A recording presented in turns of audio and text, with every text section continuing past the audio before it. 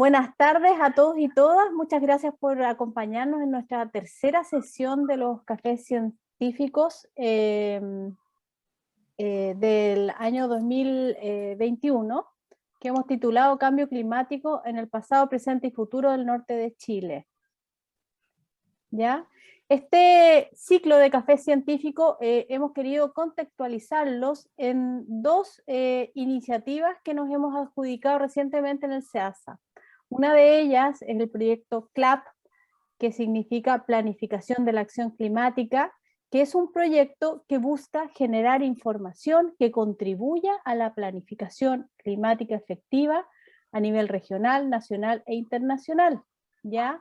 Este proyecto tiene una duración de 5 años y su objetivo es estudiar la sensibilidad al cambio climático y a la variabilidad climática de los diferentes componentes de la biosfera, atmósfera, hidrosfera y ecosistemas marinos y terrestres. Y el otro proyecto que nos hemos adjudicado es el Núcleo Milenio Upwell, Surgencia costera, ambientes locales y efectos duraderos. Es un centro interdisciplinario enfocado en el estudio de las dinámicas a largo plazo e interconexiones entre procesos oceanográficos, atmosféricos, hidrológicos, ecológicos y sociales, ¿ya?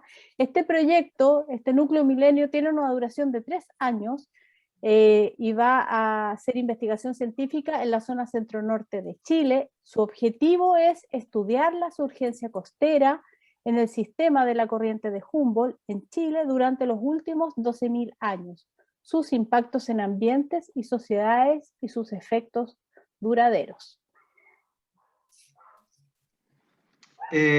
Buenas tardes a todos. Les vamos a contar un poco quién es Eugenia, la persona que va a dictar esta charla. Bueno, Eugenia es bióloga y doctora en ciencias biológicas. A lo largo de su carrera se ha centrado en entender los mecanismos que han modelado la evolución de los ecosistemas áridos y semiáridos de Sudamérica a diferentes escalas temporales. Conjugando cuerpos teóricos y metodologías, ha desarrollado una agenda de investigación en ecología histórica. Esto le ha permitido desarrollar una perspectiva integrativa y fresca para entender cómo se retroalimentan los sistemas biofísicos y sociales en Chile desde el territorio, desde el terciario hasta el antropoceno. Muchas gracias, Héctor, por presentar a Eugenia. Bueno, Eugenia es la directora del Núcleo Milenio Upwell, así que hoy día nos va a deleitar con esta charla. Les voy a pedir que por favor apaguen sus cámaras y sus audios y al final vamos...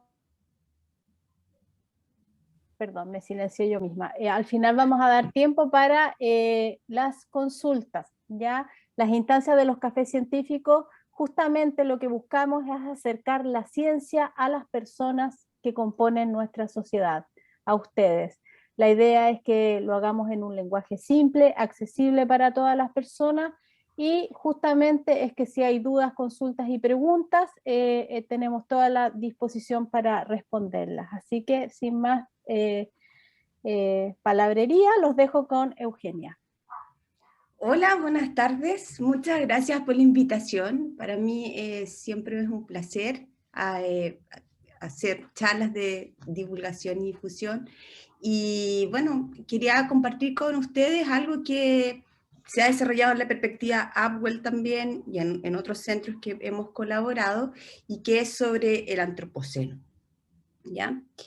Entonces la charla de hoy día es Antropoceno en Chile, sus huellas en el norte de Chile, ¿ya? O sea, lo que vamos a hacer es un poquito una bajada para entender cómo se ve este fenómeno, particularmente en una región de Chile. No vamos a hablar de todo Chile, sino que solamente del norte. Bueno, yo creo que casi todos estamos familiarizados o hemos escuchado lo que es antropoceno, ¿ya? Y en general es un concepto bastante debatido, pero se baraja la definición como un capítulo de la historia que refleja el impacto creciente y acelerado de las actividades humanas sobre la Tierra en competencia con las fuerzas geológicas naturales. O sea, están 1 a 1, o quizás 2 a 1, o sea, el humano está gobernando más el sistema terrestre. Pero un corolario importante de esto, del antropoceno, es que el planeta está funcionando de un modo que no tiene analogía en el pasado. Y esto suena un poco preocupante, pero ahí vamos a ir desarrollando esta idea, ¿ya? Y es tanto que el planeta no está funcionando con una analogía en el pasado, que hay colegas muy, muy creativos y han desarrollado ecuaciones para reflejar esto.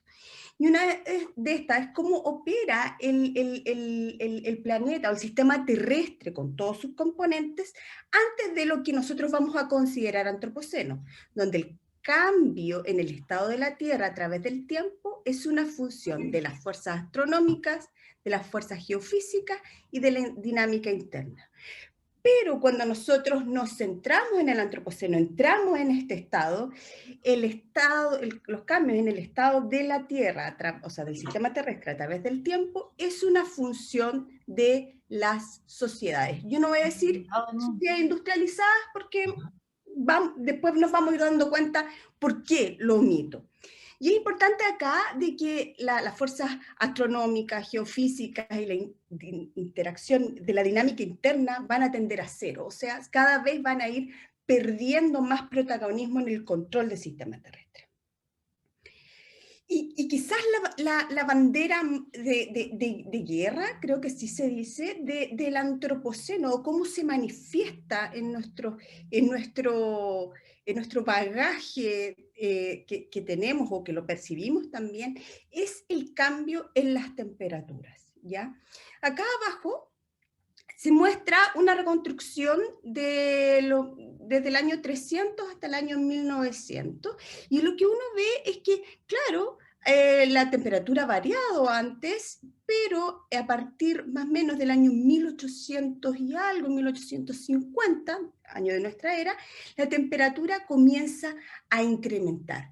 Y esto se ha atribuido básicamente a las actividades humanas, ¿ya? Entonces, esta es la gran manifestación a nivel global que todos tenemos conciencia de que está ocurriendo. Pero una de las cosas súper preocupantes es que por primera vez en la historia de la humanidad y quizás del planeta, nos vemos obligados a considerar que hay un riesgo, o sea, estamos en peligro, ¿ya?, de desestabilizar este sistema terrestre, o sea, cambiar esas ecuaciones que nosotros estábamos viendo al principio, ¿ya? Y básicamente esto se relaciona a lo que llamamos a los límites planetarios.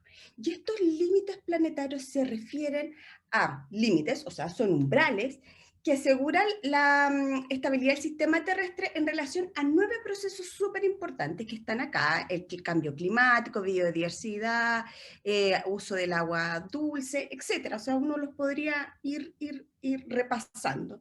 Pero y este es el límite, ¿ya?, en azulito. Pero cuando nosotros los traspasamos este límite de alguno de estos factores, estamos poniendo en riesgo la habitabilidad del sistema terrestre. Pero ojo, para los humanos, o sea, eso hay que ser súper concreto, ¿ya?, y específico para decirlo. Y una de las cosas que más llama la atención es que el planeta durante mucho tiempo, miles de años, se encontraba, imagínense, en este campo que está acá, ya que es la parte histórica, se encontraba oscilando en este espacio completamente. En algún momento se desvía, ¿ya?, llega al borde y enfrenta 2 caminos si nosotros traspasamos estos sistemas planetarios.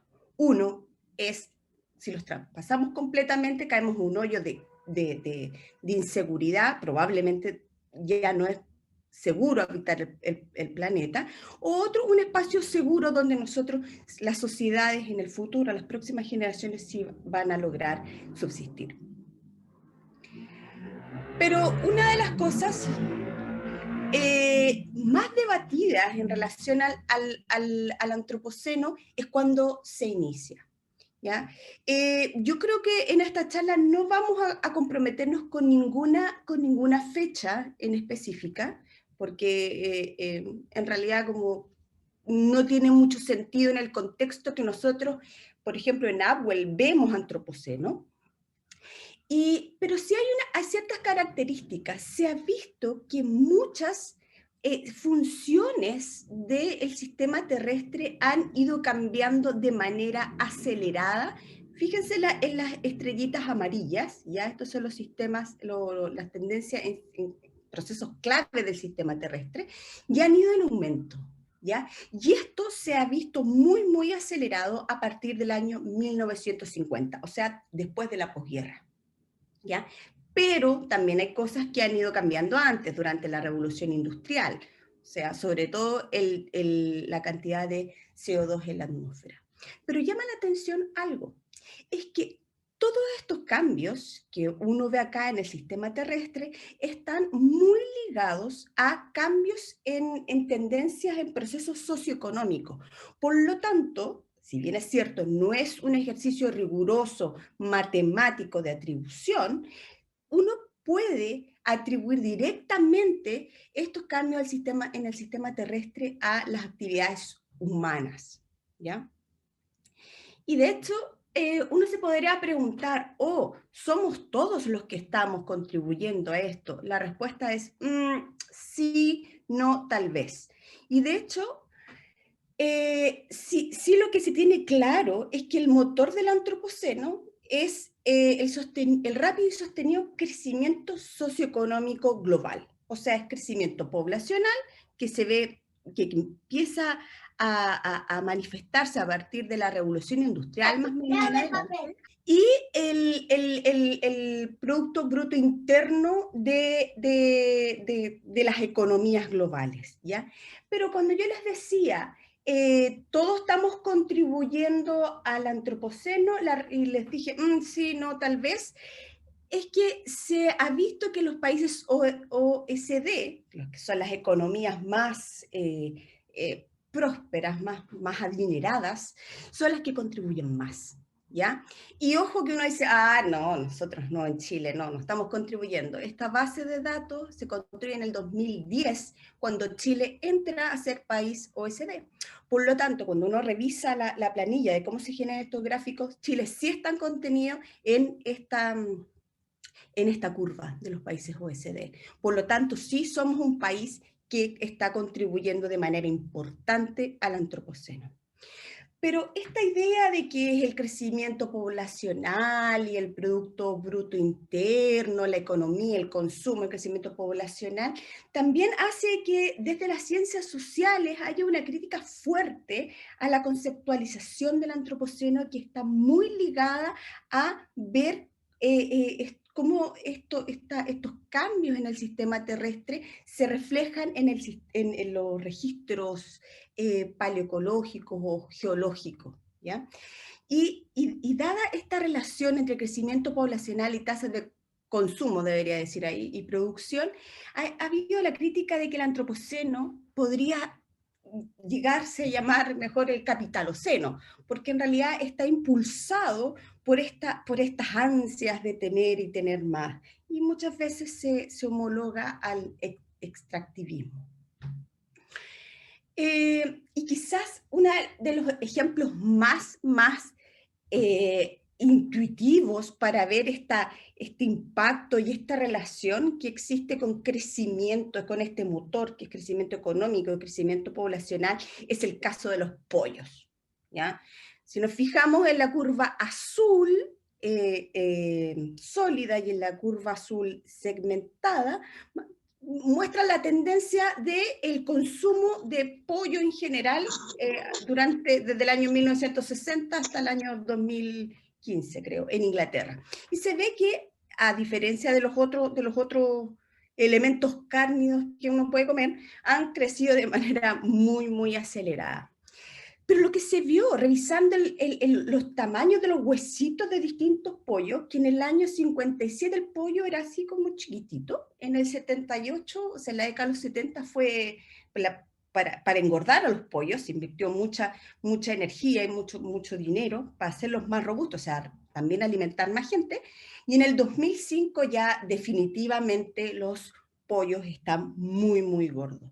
Entonces, esta cosa, uno puede ver que, claro, la cosa entre crecimiento poblacional y y consumo y producción están muy ligadas entre sí con los cambios que nosotros podemos ver en el registro y atribuirlas a las actividades humanas.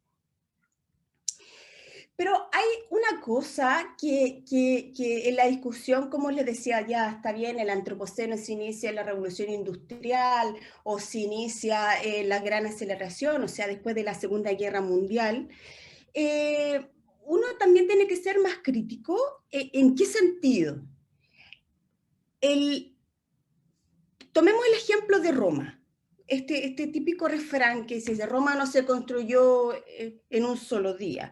Y esto es para reflejar la constancia y perseverancia a la hora de afrontar una tarea costosa. Entonces hay quienes, y esta es la perspectiva que nosotros más destacamos dentro de Abwell, porque es nuestra mirada de larga duración, es que el antropoceno tampoco se puede generar de un día para otro, o sea, el año 1750 y 1749 era Holoceno y en el año 1750 ya es Antropoceno, ¿ya? Como se está tratando de enfrentar el Antropoceno en su formalización.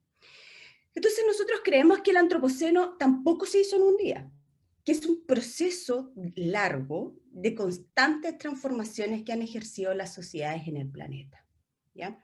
Y esto no significa que nosotros seamos que todas las sociedades han transformado el planeta de la misma forma, ni con la misma intensidad, sino que nosotros no estamos fijando en la tendencia, sino cómo se va acumulando el conocimiento y esas herencias ecológicas que van dando cuenta del antropoceno. ¿Ya?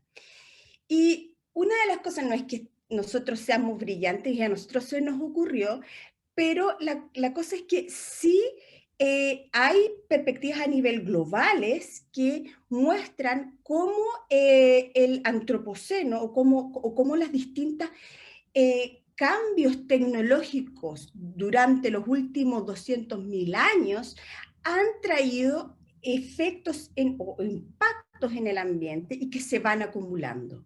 ¿Ya? Como por ejemplo la extinción de megafauna, por aquí está el arroz, por ejemplo, y esto tiene implicancias también en la composición de la atmósfera.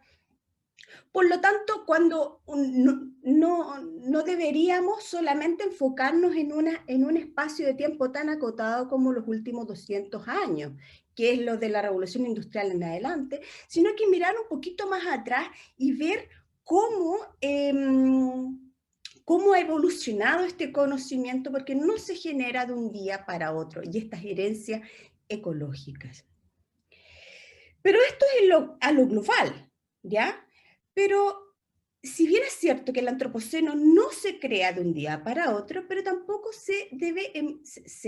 hay evidencia que indica que tampoco es espacial ni temporalmente homogéneo. O sea, el antropoceno, entre comillas, no es igual en China que en África, ¿ya?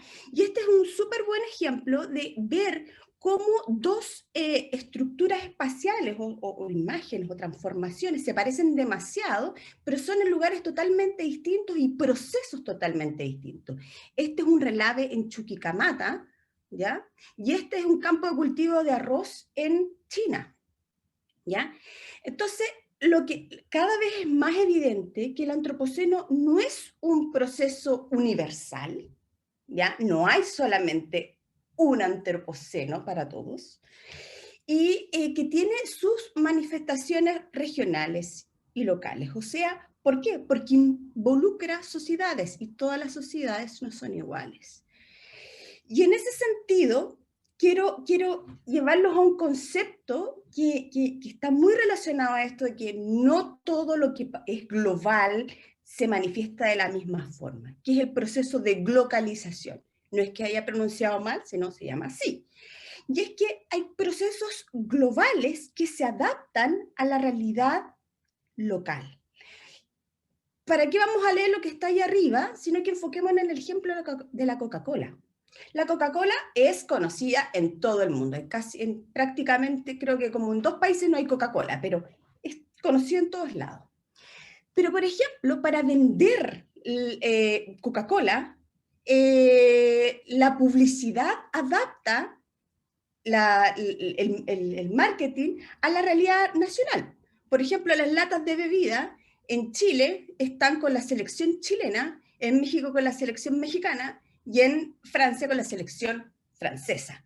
Por lo tanto, el mismo producto o el mismo proceso Coca-Cola se adapta o se vende y se manifiesta de manera muy distinta en estos tres países, ¿ya? Entonces, quedémonos en la mente que la localización también es una propiedad muy importante dentro del antropoceno. No podemos mirar todo como un gran paquete. ¿Y esto por qué? Como ya les había dicho, es porque el antropoceno tiene sus raíces en el comportamiento humano, ¿ya? No es cualquier cosa, no es solamente mirar un registro que encaje con una teoría o que encaje con una fecha.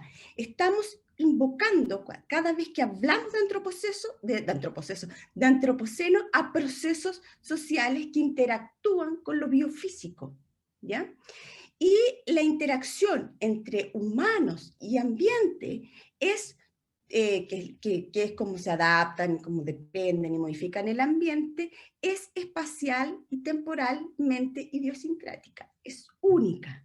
Pueden haber patrones generales, pero es única. Y esto quizás quedaría mucho más claro cuando uno compara, por ejemplo, Chiloé con Venecia. O sea, ¿qué tienen que ver? O sea, ¿qué cosa en común tienen? Bueno, hay ciertas convergencias, son lugares totalmente distintos, pero solucionan de la misma manera la escasez de espacio para asentamiento, edificando sobre el agua, por ejemplo. Pero en Santiago, por ejemplo, la escasez de espacio, que es el mismo país, se aborda construyendo en verticalidad, o sea, en edificio. ¿Ya? Entonces, todas esas cosas uno tiene que tratar de sopesar o de tener en mente cada vez que uno invoca antropoceno, ¿ya? Y esta cosa de que hay diferencias espaciales y temporalmente idiosincráticas, porque estamos hablando de humanos, hace de Chile que sea un país súper entretenido para ver el antropoceno. Porque a través de toda esta franja delgada tenemos una diversidad cultural, climática y paisajística inmensa. Por lo tanto, podemos ver el mismo fenómeno de una manera, o sea, con manifestaciones muy diferentes o quizás algo convergentes. Eso es en eso es lo que estamos trabajando. Pero eso es lo interesante, ¿ya? Pero lo más interesante es ver esto en el tiempo, o sea, poniéndose unos lentes que uno pudiera ver miles de años hacia atrás, ¿ya? Y ver cómo se ha transformado nuestros territorios. Y en este sentido, Chile es un país que ha avanzado harto en esta materia. Aquí tenemos la anamnesis, que es el término médico para los signos y síntomas que tiene un paciente. Entonces le vamos a hacer un diagnóstico al antropoceno y este ejercicio se ha hecho, ¿ya? Especialmente para los últimos 30 años. ¿Ya? Ahí se manifiestan cambios en los regímenes de precipitaciones, de las lluvias, la cantidad de agua que hay en los ríos, las invasiones biológicas, la frecuencia de incendios y cómo esto emiten CO2 a la atmósfera, la urbanización, la pérdida de biodiversidad y la emisión de contaminantes. Y muchos otros procesos más, pero estos son algunos nomás para ilustrarlo. Pero quizás el ejercicio más entretenido, entre comillas, es que en Chile sí hemos abordado con estos lentes de que Roma no se hizo en un día, ¿ya? O sea, el antropoceno no se hizo en un día, y hay algunos artículos que abordan a nivel regional y en la larga duración, o sea, en este trayecto de miles de años, cómo ha interactuado han interactuado las sociedades y qué impactos han generado y cómo esto les ha impactado a las sociedades, o sea, la interacción ambiente-humano, pero pensando todo el tiempo que esto genera herencias culturales y herencias ecológicas. Y acá se los dejo solamente por si quieren revisarlos, y son ejercicios que se han involucrado varios investigadores de Apple, ¿ya? Y yo los quiero invitar a revisar de manera más o menos rápida cómo vamos a contrastar esto, ¿ya? Y básicamente el ejercicio o el cuento que iremos desarrollando durante los últimos minutos es, bueno, está bien, existe el antropoceno, sí, tiene raíces en el pasado, sí, pero vamos a comparar regiones que están muy cercanas entre sí, pero que tienen señales distintas. Y en esto me quiero concentrar en el norte de Chile, comparando la costa versus el interior, ¿ya? Y esto se ha logrado a través de estudios con arqueólogos que estudian los registros arqueológicos y los paleoecólogos que estudian lagos, registros que salen de lagos o de otras naturalezas, registros de otra naturaleza, ¿ya? Pero ahora centrémonos en la costa, ¿ya? Y no sé si se acuerdan que yo les dije que uno de los motores del antropoceno es el crecimiento poblacional. Entonces, como para resumir un poco o contener dentro de esta lectura de los miles de años, nosotros hemos tomado como un buen indicador de este motor antropocénico los cambios en el tamaño poblacional durante los últimos miles de años, ¿ya? Y esto, por ejemplo, en la costa son durante los últimos 15.000 años. Y uno básicamente lo que ve es que desde que se coloniza la costa, de aquí en adelante, que aquí está el presente, la población ha ido variando en sus niveles, ¿ya? Eso es todo. Pero ¿qué ha pasado en la costa? ¿Ya? Y esto probablemente la Carola ya se los contó. Si bien es cierto, no desarrollaron estas actividades que transforman enormemente el paisaje, que son las que en realidad, las que destaca la literatura, que tiene que ser cambios gigantescos en el CO2, cambio en el uso de suelo, emisiones de metano, y cosas muy, muy gigantescas que tengan relevancia global. En la costa, las sociedades se asentaron en lugares muy específicos, en bahías protegidas, y la subsistencia se basó en el consumo de todas estas delicias del mar, ¿ya? Y fueron súper enfocados en esta explotación, ¿ya? O sea, no explotación en el sentido malo, sino que para la subsistencia. Y probablemente el consumo reiterado de algunas especies, como por ejemplo el loco, pudo haber influido también en la composición hacia el presente de los ecosistemas costeros. Eso es algo que en Apple estamos tratando de abordar, ¿ya? Entonces, por lo tanto, es más o menos preliminar. Pero sí, una cosa que ha sucedido es que el consumo reiterado de estos moluscos y de mamíferos y de pescados han ido acumulando desechos en lugares específicos, lo que ha generado los conchales, ¿ya? Estos conchales arqueológicos. Y más allá de la herencia cultural que esto representa, como esta acumulación genera suelos que no son producidos por factores naturales, son suelos antropogénicos. Por lo tanto, se consideran, y así se ve en otras partes del mundo con asentamientos muy marcados en la costa, que son marcadores también del antropoceno, son síntomas de un antropoceno pre-revolución industrial o pre-gran aceleración o Segunda Guerra Mundial. ¿Ya? Y esto tiene un montón también de implicancias, porque se lleva al continente nutrientes que no están disponibles, algunos carbonatos, fósforo, nitrógeno, pero también cambian definitivamente la morfología de la costa, y quizás es muy evidente en algunos lugares donde los conchales llegan a tener 4 metros y asentamientos actuales se han establecido, valga la redundancia, sobre estos conchales. Por lo tanto, son un elemento del paisaje y también son un testimonio de los impactos de las actividades humanas. Pero durante el presente, toda esta cosa de la caza y recolección se ha visto, y creo que desde la industrialización se ha visto muy alterada, y cambia el impacto humano en los sectores costeros.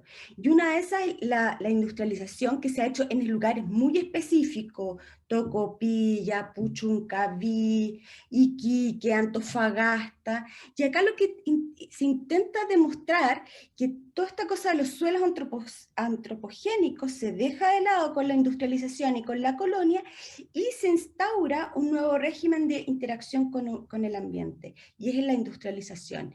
Y acá lo que se intenta reflejar es la carga de polución, ¿ya? Estos son por metales traza, y son metales que no están disponibles, que tienen muy pocas concentraciones en el ambiente de manera natural. Y se ve que cuando las actividades industriales comienzan, las zonas de sacrificio que llamamos, que son espacios del antropoceno, comienzan a incrementar de manera muy acelerada. Y esto nos está dando cuenta de otra evolución dentro de los sectores costeros que está desacoplada a estos casi 12.000 años de interacción con la forma de generar suelos antropogénicos. Ahora nos vamos a mover rápidamente hacia el interior. Voy al interior del desierto de Atacama, o específicamente en el norte de Chile. Acá vemos, hagamos un diagnóstico rápido del motor. Vemos que durante los últimos 13.000 años la población ha fluctuado, más o menos bajos niveles, y en algún momento, cerca de los 4.000 años, la población comienza a incrementar en intensidad. Y esto más o menos se inicia, o sea, se aprecia durante el inicio de la agricultura, ¿ya? Y acá vemos, por ejemplo, una reconstrucción de cómo ha ido cambiando la intensidad de la agricultura, ¿ya? Durante los últimos 3.500 años en el norte de Chile, y vemos que las grandes transiciones ocurren en periodos muy específicos, como la expansión inca, la colonización y la industrialización, y obviamente con el inicio de la agricultura, ¿ya? Y en este sentido, lo que uno ve es que en la medida que se van generando o se van incorporando innovaciones para desarrollar la agricultura, se van añadiendo nuevas transformaciones en el paisaje, ¿ya? Por ejemplo, cuando se inicia la agricultura, se inicia la minería, y también la generación de urbes, o sea, no urbes como las conocemos, como Santiago, como Concepción, o como La Serena, pero sí asentamientos más permanentes con construcciones.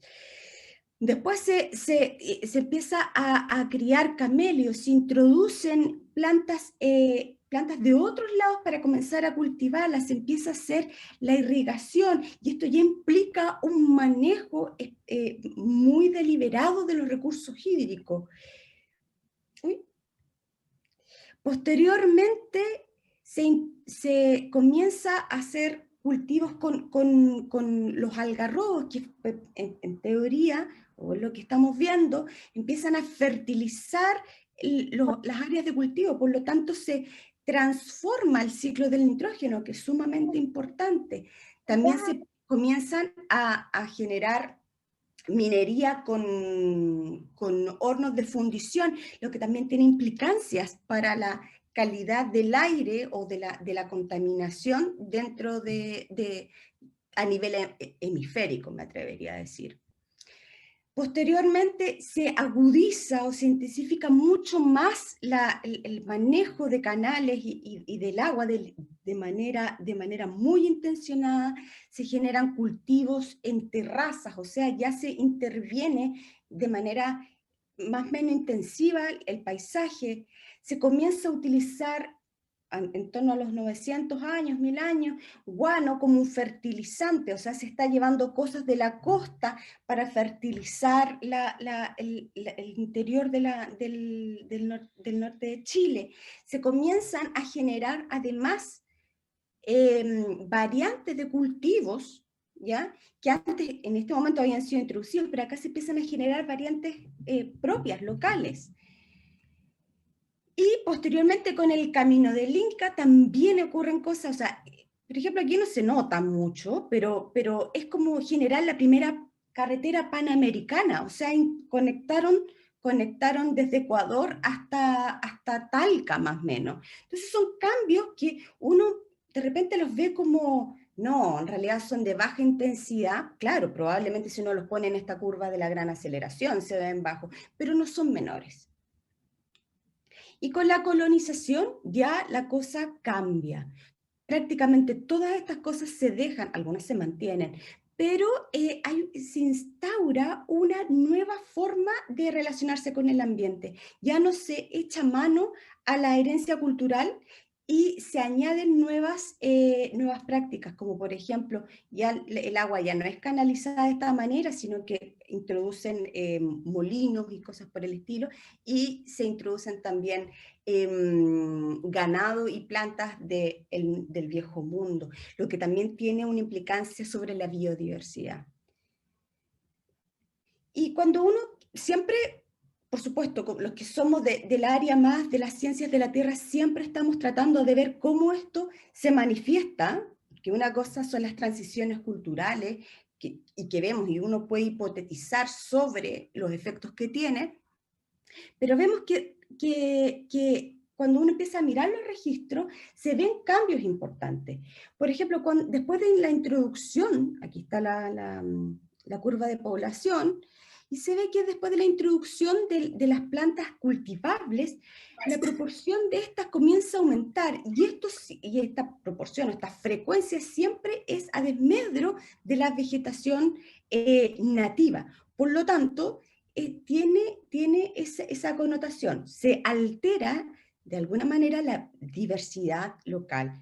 Posteriormente con la colonia se introducen ahora especies muy diferentes, como por ejemplo la alfalfa, que antes no existían acá.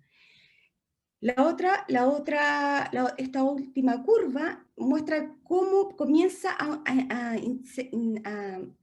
intensificar el uso de estos algarrobos como fertilizantes naturales que además también protegen con la humedad los cultivos. Por lo tanto, se va incrementando.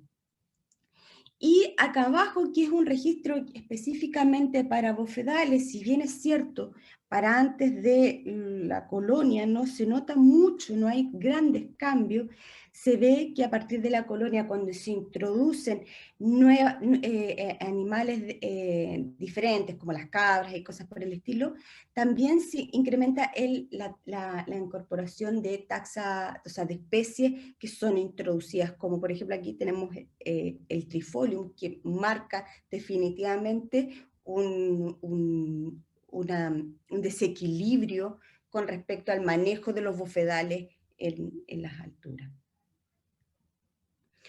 Y solamente para terminar, yo les mostraba de cómo había marcado este cambio entre antes de la colonia y después de la colonia en la costa, con estas configuraciones de zonas de sacrificio y cómo implican. Y para que vean la diferencia, acá esta es una curva más o menos similar a la que les mostré para Puchuncaví de los niveles de contaminación. Y acá se ve que a diferencia de la costa, los registros muestran que los niveles de contaminación comenzaron a incrementar mucho antes de la colonia y del Inca, porque en estos sectores sí se hacía metalurgia y con estos hornos que les contaba de fundición y con otros hornos mucho más sofisticados. Sin embargo, durante la colonia en adelante, los niveles de contaminación por estos elementos trazas comienza a incrementar de manera acelerada.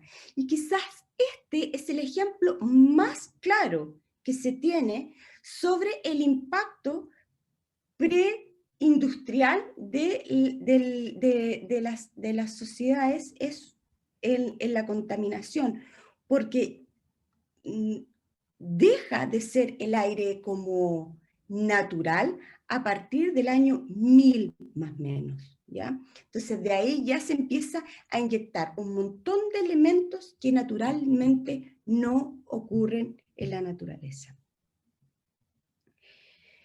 Y bueno, para ir terminando, quería darles algunos mensajitos como que uno se quedara más allá de los detalles de cada uno de los registros o de las transiciones, etcétera, sino que elementos claves. Nuestras decisiones y comportamientos han modulado los sistemas biofísicos, y en esto tenemos que ser súper claros que nosotros hemos visto las decisiones y el comportamiento a través de los niveles demográficos. El antropoceno, debemos entenderla como una emergencia planetaria, ¿ok? Pero con matices locales, acuérdense de la globalización, ¿ya? Que deriva de procesos que han funcionado ininterrumpidamente desde tiempos precolombinos. Obviamente han habido cambios en las intensidades y desacoples de repente. Los síntomas tienen sus raíces en procesos que han aumentado en intensidad, ¿ya?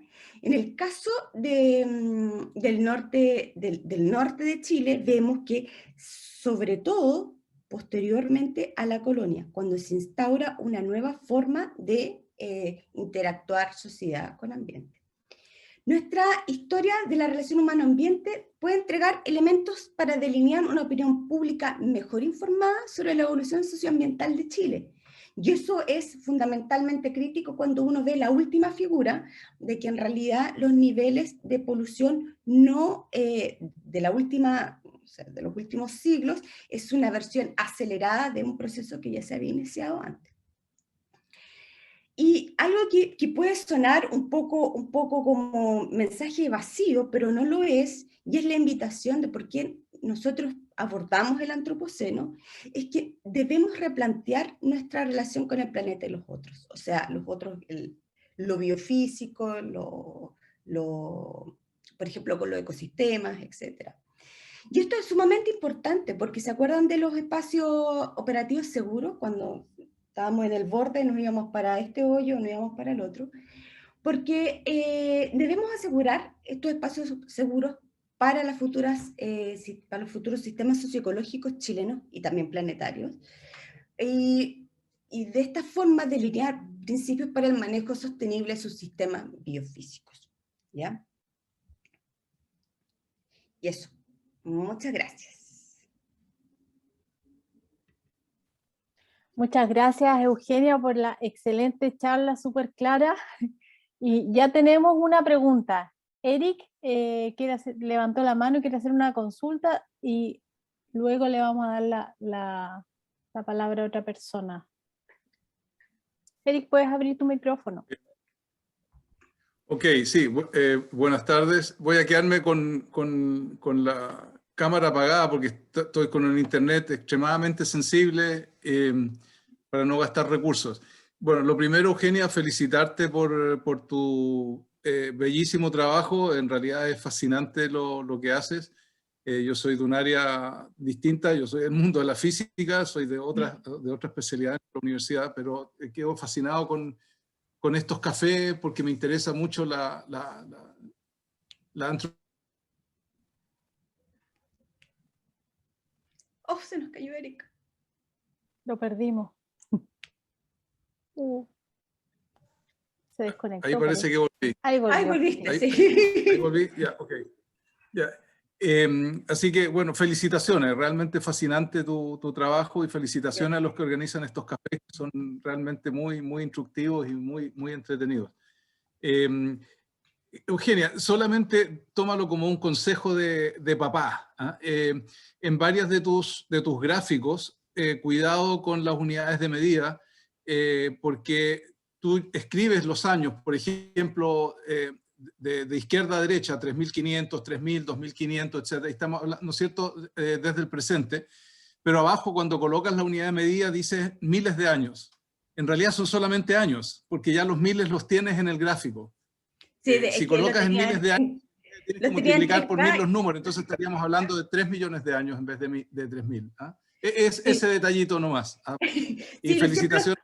Gracias. Siempre los pongo como 3.4, 4, y por la presentación, no sé por qué no le puse kiloaños, que siempre está puesto en kiloaños.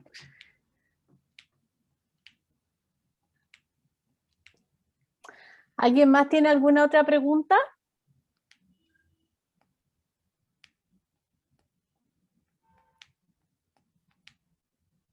Acá Pedro Sangüesa escribe en el chat: felicitaciones, puedes incluir un listado de artículos que recomiendas para leer y profundizar. Sí, se los voy a dejar a Héctor y a ti para que después se puedan quizás publicar asociados al video o algo así. ¿Sí? Yo dejé ahí el correo, también nos pueden escribir ahí si es que tienen algún otro requerimiento. Carlos Olavarría tiene una consulta.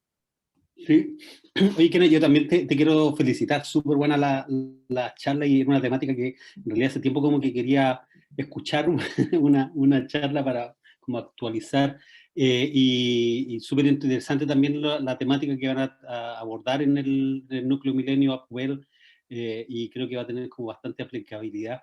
Un poco como decías la última parte, o sea, pensando en la relación en que estamos o debemos de cambiar con todo nuestro entorno. ¿Sabes qué? Me llamó la atención uno de tus gráficos que mostraste hasta al final y que estaba relacionado con la contaminación. Y no sé si nos puedes contar un poquitito más sobre ese, porque estos niveles de, si me acuerdo de haber visto bien a la derecha, estaba mercurio, creo que fue mercurio. En mercurio, plomo, cobre y arsénico, yo no recuerdo si arsénico o...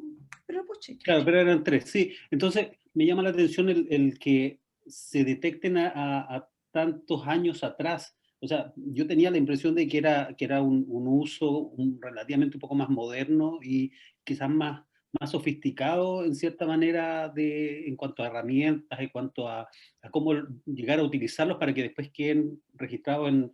No recuerdo bien si que explicaste cómo quedan registrados, en qué tipo de sustrato. Pero me llama la atención que es bastante atrás, antiguo, y cómo podría descartarse, no sé, concentraciones naturales en el ambiente debido, qué sé yo, a algún tipo de fenómeno natural. Si a lo mejor nos podrías contar un poco más sobre eso. Sí, gracias por la pregunta. Mira, resulta que estos son acumulación de estos metales, ya sean glaciares, registros lacustres, o sea, en sedimentos de lago y en sedimentos de bofedales. Básicamente eso. Entonces, una de las cosas que se hace es medir la concentración de estos elementos y de varios más, cada cierto intervalo dentro de este registro, y se tiene, no sé, en el año 1800 y tanto había esta concentración. Pero siempre se mide un poquito más atrás de lo que uno quiere, del periodo que quiere representar. ¿Por qué? Y que no haya actividad humana, para poder calcular los niveles naturales de la depositación de estos metales.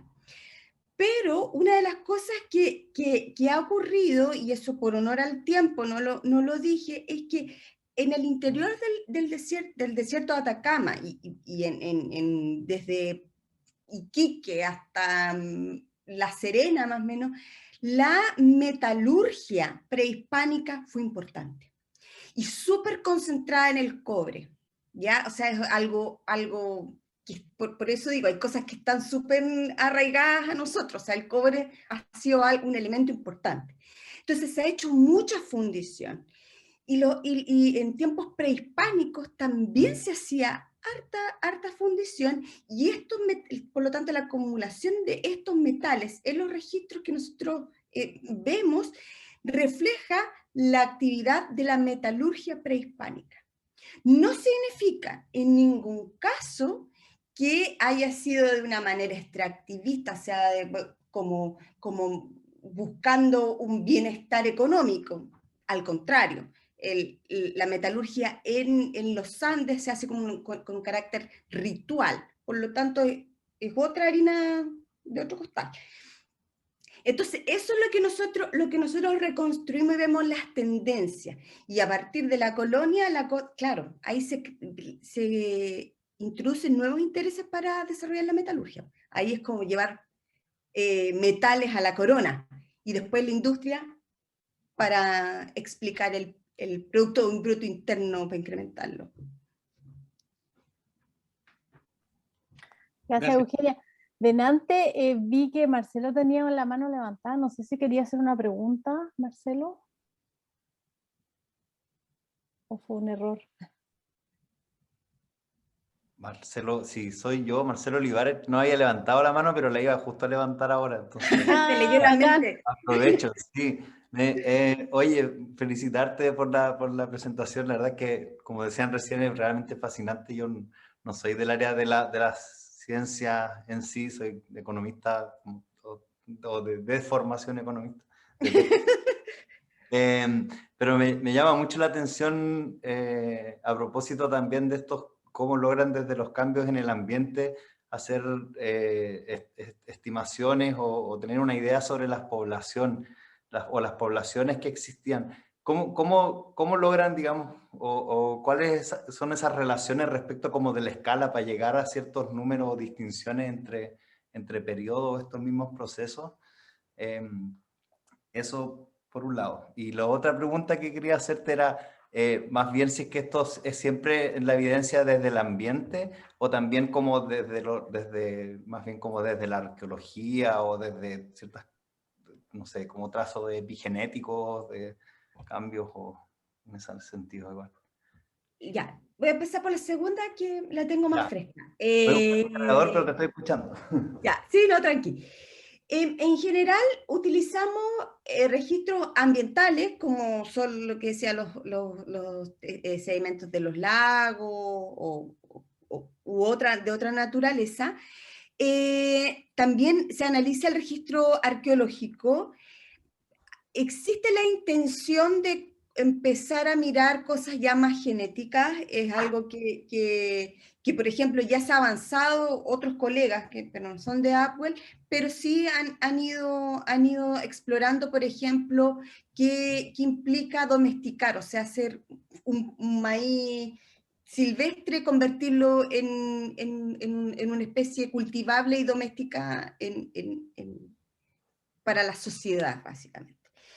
Entonces se trata de combinar distintas líneas de evidencia, nunca quedarse solamente con una. Además que también son súper fragmentarias, o sea, lo que te ofrece el registro arqueológico es una parte, lo que te ofrece el registro ambiental o paleoambiental es otra. Entonces ahí uno tiene que ir jugando con las evidencias. Y por eso de repente no tenemos una línea perfecta como para ver una curva desde 1750, que como buen economista tú sabrás que es donde empiezan los registros. Entonces, los registros históricos. Entonces, claro, por eso se ve bonito el mono. Para atrás, más difícil. Y la cosa con los niveles demográficos es una perspectiva metodológica que existe dentro de la arqueología y lo paleoambiental, es de reconstruir a partir de las fechas radiocarbónicas que uno hace los registros arqueológicos, el nivel poblacional, y basándose en el supuesto que entre más material descarta una sociedad, más probabilidad tengo yo de encontrar material para datar, por lo tanto reflejo de la intensidad de uso de paisaje más bien, pero guarda esa relación. Súper. Muchas gracias. Gracias, Marcelo. Paloma Núñez quiere hacer una consulta. Sí, muy interesante y también de qué manera se integra. Son como observaciones también que uno tiene en el ambiente y pensar cómo era en el pasado, cómo es ahora y cómo va a ser después.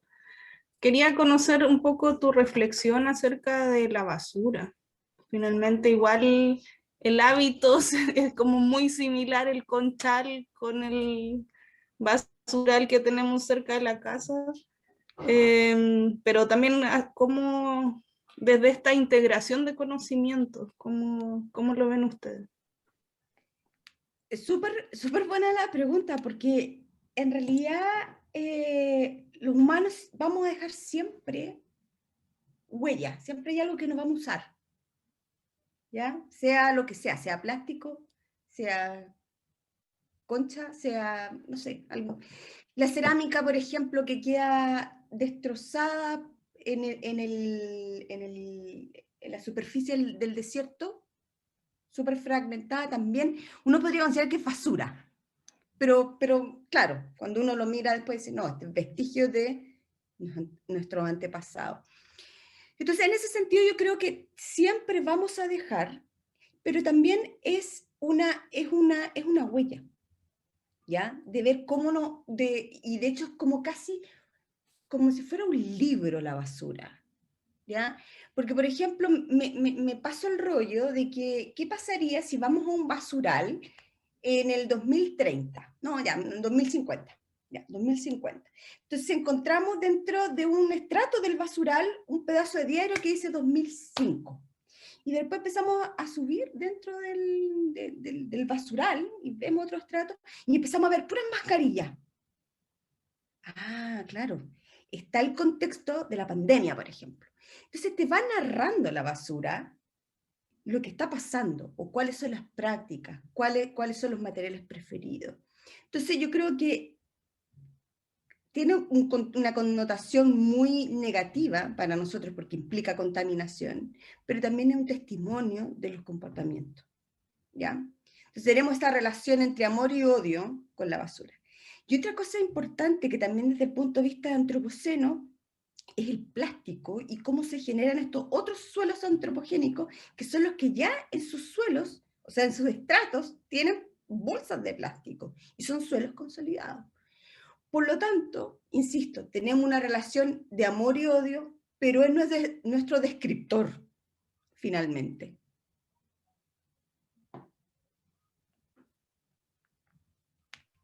Gracias. No sé si tienen más consultas que hacer a Eugenia. ¿Alguien quiere hacer algún comentario?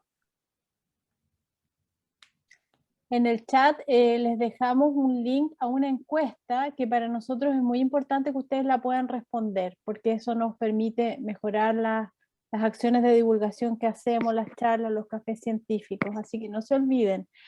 Pedro Sangüesa quiere hacer una consulta. Disculpen, recién tenía que mandar mensaje porque mi internet estaba muy mal, así que no me atrevía, pero ahora voy a ver qué resulta. Quería consultar por esto de la huella a nivel de escalas más globales como bioma o ecosistemas. Si con la información que logran reunir se puede hacer esto.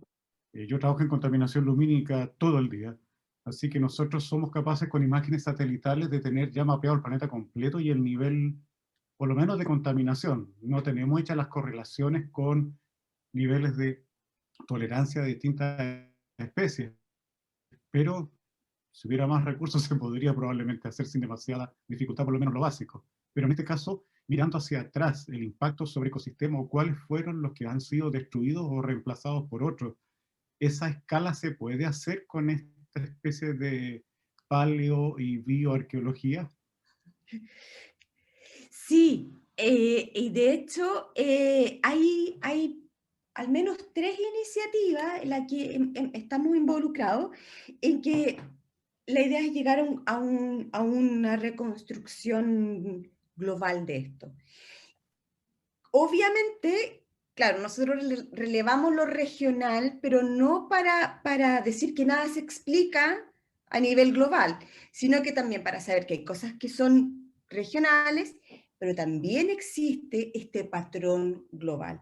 Y sí hay tres. Hay Human Traces, que es una nuevita que apareció hace poquito, que ojalá podamos conversar con ellos, y nosotros con Claudio y Antonio Maldonado participamos también en una que se llama People 3K, y en esta estamos viendo, por ejemplo, las huellas, el cambio de uso de suelo, y cómo se relaciona esto con la demografía, o sea, existe ese espíritu y la energía también. Pero claro, es súper lento, porque no todos los lugares tienen la misma intensidad de muestreo o de resoluciones, por ejemplo. Ojalá tuviéramos un satélite del pasado para que nos pudiera ayudar un poquito más.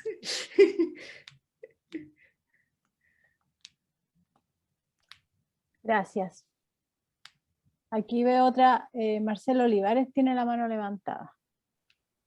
Eugenia, yo de nuevo, tuve que me robé las preguntas, pero tenía otra que había anotado por ahí y tenía que ver con tú destacas como la diversidad geográfica y climática de Chile, ¿cierto? Para observar estos cambios o esta historia finalmente, ¿cierto? De la interacción del humano con el medio ambiente. Y yo te quería preguntar si es que además nuestro país, en particular el norte, porque siempre se escucha mucho de que la condición de aridez preserva bien las momias y todo esto, ¿cierto? Entonces, quizás que también tuviera a lo mejor condiciones que a ustedes les permita observar algo que además no solamente tiene que ver con las particularidades que tú mencionabas del antropoceno en los distintos lugares, sino que desde acá que permita alimentar también como este conocimiento a un nivel más global, considerando a lo mejor condiciones de preservación o de algo de eso. Hay algo de eso. O sea, siempre el desierto de Atacama en general es un lugar privilegiado para preservar sobre todo lo orgánico y lo arqueológico.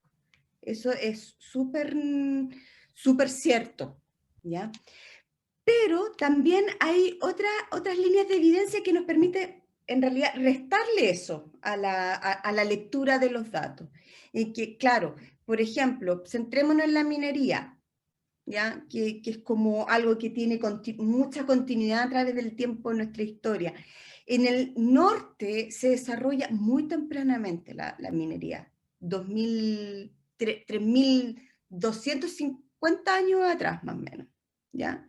Y en Chile central, desde La Serena hasta más o menos Temuco, esto empieza mucho más tarde, como casi 1500, 2000 años después. Entonces ahí uno puede decir, bueno, en realidad no es explicable por el grado de preservación. Por supuesto que de repente las cosas pueden ir cambiando, de repente no es 2300 o 1500, sino que es 1800, pero así, a esta escala, 300 años es grano fino, a esta escala de milenios, pero eso. Gracias. Eugenia, Miguel Gallardo dice felicitaciones Eugenia, excelente charla con los patrones de comparación y registros históricos expuestos con sus huellas en el norte de Chile. Gracias don Miguel por su comentario. Don Raúl Carmona quiere hacer una consulta. Le doy la palabra. Encantado, gracias. ¿Me escuchan? Sí. Hola Raúl. Hola, mira, te felicito con una pena porque no pude llegar a tiempo y lo tenía agendado hace semanas y estoy inscrito hace unos días y tengo una pena enorme por no haber podido participar. Espero que esté grabado porque debe haber sido espectacular. Y yo tengo mucho... Yo soy copiapino, soy hijo del norte, mis padres fueron colonizadores de Bahía Inglesa hace bastante más de medio siglo. Yo nací en Bahía Inglesa prácticamente y viví con los conchales y me pregunté desde chico cómo tanta concha de loco había llegado a ese lugar. Y bueno, con el tiempo lo entendí. Recorrí mucho el norte por profesión y por placer. Siempre me gustó mucho el buceo, y la navegación, y bueno. Y tengo una experiencia que me llama la atención y que es principalmente que todas las colonizaciones modernas, entre comillas, se han ubicado en los lugares donde antiguamente estaban nuestros ancestros costeros, siempre. Y hay una relación con el agua, en primer lugar, muy importante, y bueno, con la seguridad del mar, en todos los lugares donde en este momento hay población humana y balnearios y qué sé yo, siempre debajo hay restos de nuestros ancestros. O sea, ellos lo eligieron primero, y eso yo lo entiendo. Y me habría encantado escucharte un poco más porque me habría contestado varias preguntas que tengo por historia. Yo soy más biólogo digamos, que antropólogo, pero siempre me ha gustado. Me explico, yo buceé hace muchísimos años en el norte y decía, bueno, la evolución son los anzuelos de hueso que tengo, después los anzuelos de concha y después los de cobre. Y los anzuelos de concha decía, puedo choro zapatos, sí, claro, los vi, los tuve en mi mano, pero yo también buceé y en zonas del norte había viejas que pesaban 8, 10 kilos. Y yo decía, ¿cómo este anzuelo de concha va a aguantar una vieja de 10 kilos? No, no se va a romper. Bueno, parece que ellos las elegían de una manera muy especial. Tenían un poco más. Te felicito y espero poder escucharte nuevamente. Encantado. O sea, gracias, Raúl. Mira, y de hecho hiciste una súper buena acotación y que algo que claro, uno trata de acortar un poco la presentación para no extenderse demasiado. Y es muy cierto que hay reiteración en los patrones de uso del espacio. O sea, la costa, los lugares que actualmente existen, puertos o balnearios o ciudades, siempre han sido habitadas. Lo mismo pasa con las minas. Las minas en no sé, Chuquicamata, han sido lugares reiteradamente visitados. O sea, la colonia o sea, desde ahí en adelante no hemos aprovechado de este conocimiento. Por eso yo hablaba de la herencia cultural que queda. O sea, no es por nada que comenzamos a incrementar esta tasa porque ya sabemos dónde están las cosas. Correcto. Gracias. Gracias. Ahí quiero aclarar una cosa. Yo no soy la arqueóloga, por si acaso. Sí, justamente la Paloma Núñez del SEASA acaba de publicar la dirección el link, el enlace a la charla que hizo Carola Flores, que sí es la arqueóloga. Por si acá. ¿Sí? Había un comentario de Rodrigo Larraguibel. Hola, saludos desde Guanaquero, demasiado interesante la charla. Bueno, Rodrigo es cliente frecuente de los cafés científicos y de hecho hemos hecho cafés científicos en el restaurante que él tiene en Guanaquero, así que gracias, Rodrigo. Hay que repetirlo después de la pandemia, entonces. Sí.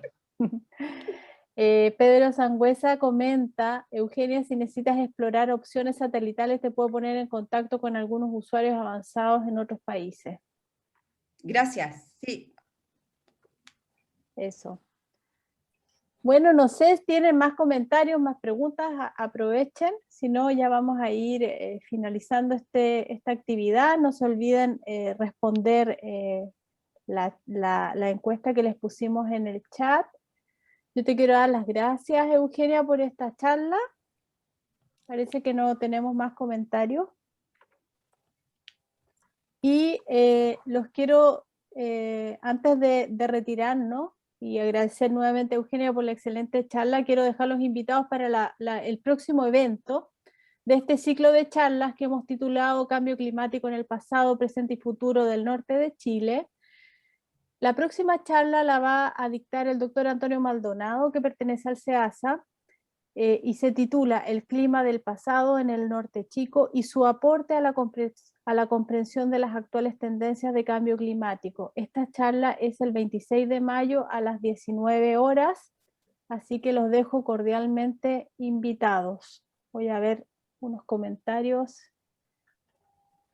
Gracias a los que respondieron la encuesta. Te están dando las gracias Claudia Latorre, Francisca y Delia. Bueno, les agradezco a todos y a todas por estar aquí. Nos vemos en una próxima oportunidad y muchas gracias. Muchas gracias. Bien. Chao. Gracias a todos, excelente.